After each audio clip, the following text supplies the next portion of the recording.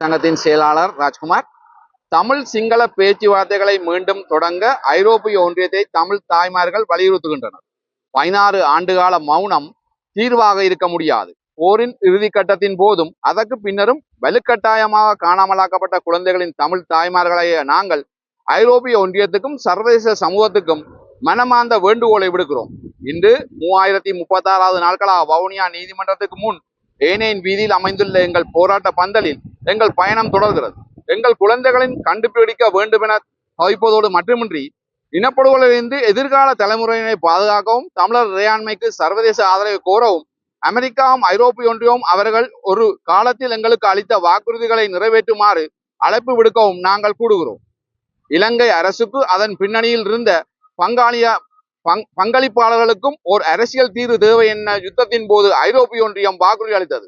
இந்தியாவின் சோனியா காந்தி உட்பட தமிழர்களுக்கு அரசியல் உரிமை கிடைக்கும் என சென்னை மண்ணிலேயே கூறப்பட்டது. ஆனால் இன்று வரை எந்த தீர்வும் இல்லை. எங்கள் கண்ணீர் மட்டுமே தொடர்கிறது. இன்று அமைதிக்கு பதிலாக இலங்கையில் வடக்கு கிழக்கில் இராணுவ ஆக்கிரமிப்பின் கீழ் உள்ளது. புலனாய்வு அமைப்புகள் பொதுமக்கள் வாழ்க்கையை ஆதிக்கம் செலுத்துகின்றன. அதே நேரத்தில் அரசுடன் தொடர்புடைய போதைப்பொருள் வலையமைப்புகள் மற்றும் பாலியல் சுரண்டல் தமிழ் இளைஞர்களையும் பெண்களையும் அச்சுறுத்துகின்றன. நாம் காண்பது அமைதி அல்ல, அது இனப்படுகொலைக்கான இயல்பாக்குவது ஒன்றாகும். நாங்கள் இனி தமிழ் அரசியல்வாதிகள் மீது நம்பிக்கையை வைக்கவில்லை. அவர்கள் ஒரே குறிக்கோள் பதவியில் உயிர் வாழ்வது என்று தெரிகிறது. அவர்கள் எந்த தொலைநோக்கு பார்வையும் தைரியத்தையும் சர்வதேச ஈடுபாட்டின் மூலம் இறையாண்மையை பெற்ற பிற ஒடுக்கப்பட்ட நாடுகளிலிருந்து கற்றுக்கொண்ட எந்த முயற்சிகளையும் காட்டவில்லை. அவர்கள் ஐரோப்பிய ஒன்றியத்தை பொறுப்பேற்க வைக்கவோ அல்லது போருக்கு பிறகு தமிழ் மக்கள் அனுபவித்த துரோகத்தை சர்வதேச சமூகத்துக்கு நினைவூட்டவோ தவறிவிட்டனர். தாயகத்திலும் புலம்பெயர் நாடுகளிலும் உள்ள ஒவ்வொரு தமிழரும் எழுந்து சர்வதேசத்தை மறு ஈடுபாட்டை கோர வேண்டும் மற்றும் நாங்கள் அழைப்பு விடுக்கிறோம். ஒரு காலத்தில் செயலில் பங்கு வைத்த ஐக்கிய ராஜ்யத்தை நாங்கள் குறிப்பாக அழைக்கிறோம். அரசியல் தீர்வு இல்லாமல் இராணுவ தீர்வு இருக்கக்கூடாது என்று முன்னாள் பிரதமர் டொனி பிளேயர் சரியாக அறிவித்தார். அந்த ஞானத்தை இன்று நினைவு கூற விரும்புகிறோம். நாங்கள் ஒரு உண்மையான தெளிவை சொல்கிறோம். தமிழர் இறையாண்மை மட்டுமே தமிழர்களுக்கும் சிங்களவர்களுக்கும் முழு குடிமக்களுக்கும் நிலையான அமைதியை கொண்டு வரும். இறையாண்மை இல்லாமல் எதுவும் நிலைத்திருக்க முடியாது. ஒவ்வொரு ஐரோப்பிய தூதரகம் மற்றும் பணியை எங்கள் வேண்டுகோளுடன் அணுகுகிறோம்.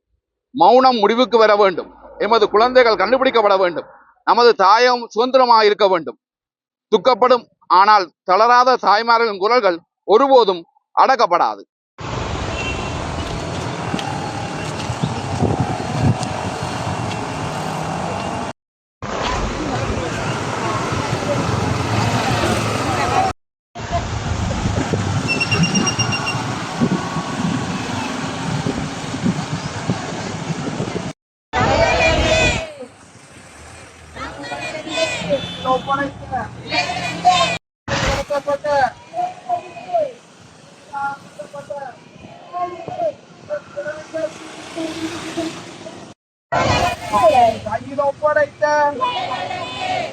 ஒப்படைத்த